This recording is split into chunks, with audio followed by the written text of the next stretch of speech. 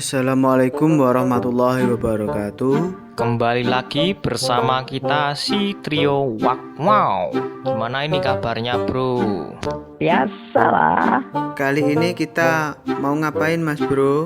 Ini bro, ceritanya kita lagi storytelling nih.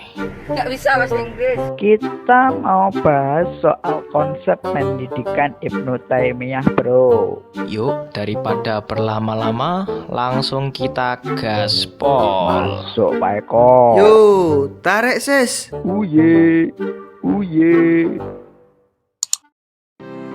Ibnu Taimiyah digambarkan oleh banyak penulis sebagai tokoh muslim yang ide-idenya cemerlang, gigih dalam upaya meluruskan tradisi umat Islam pada zamannya.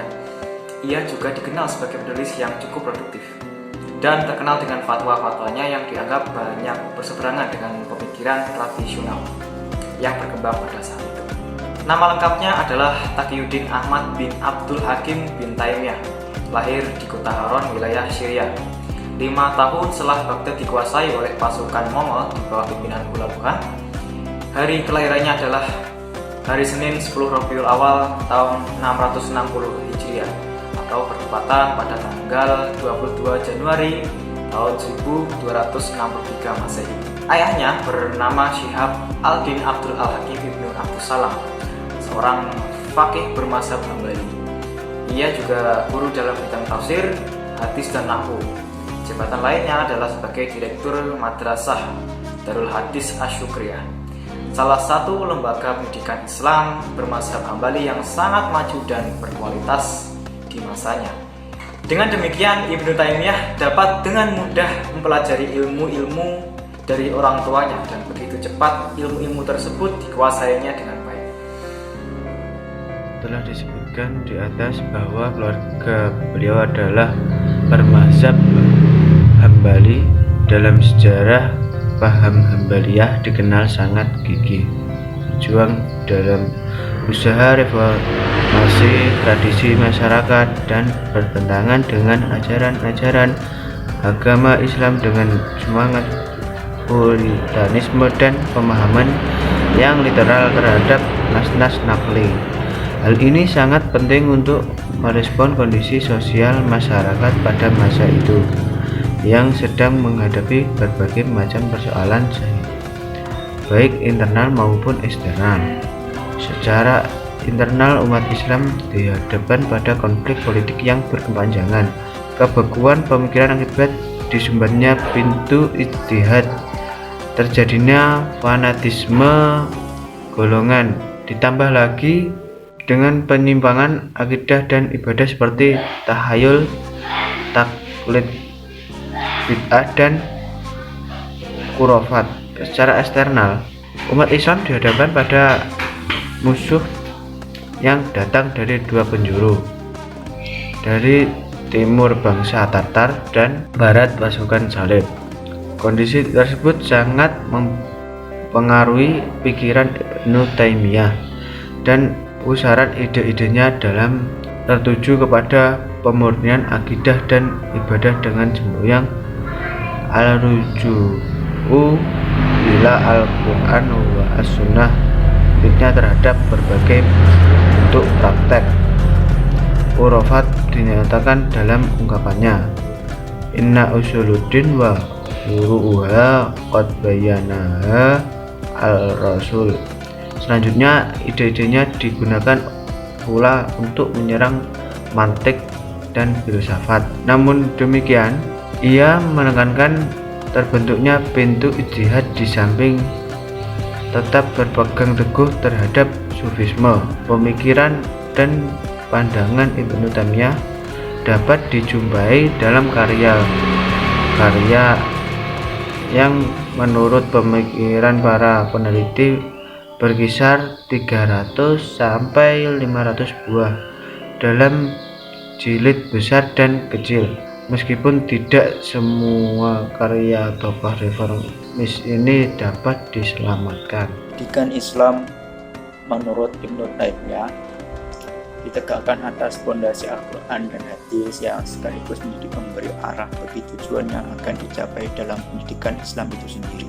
Konsep pendidikan menurut Ibnu Taimiyah adalah bagi peserta didik dipersyaratkan memiliki alat pendidikan yang baik untuk memperoleh ilmu pengetahuan, menguasai secara sempurna apa yang dipelajari, mensejajarkan antara pengetahuan dan amal.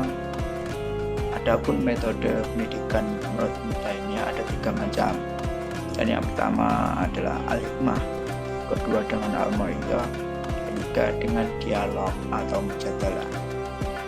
Dan tujuan pendidikan Islam menurut Ibnu Taimiyah, secara umum pendidikan itu ada 3. Yang pertama, pendidikan Islam untuk individu.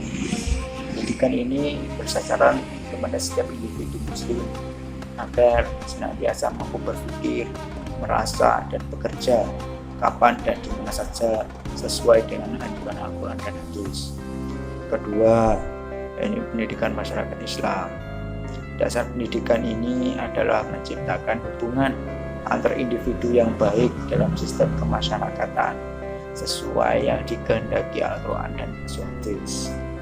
Ketiga adalah pendidikan amal ma'ruf nahi munkar. Tujuan pendidikan ini menurut Ibnu Taimiyah untuk mengarahkan umat agar memiliki tanggung jawab perdamaian di dunia dengan melaksanakan amar ma'ruf nahi munkar. Dan dalam pencapaian pendidikan yang diinginkan, tentu di samping materi yang diberikan harus disesuaikan dengan tingkat kemampuan anak didik. Maka metode untuk ke suatu tujuan haruslah dibuat sebaik mungkin.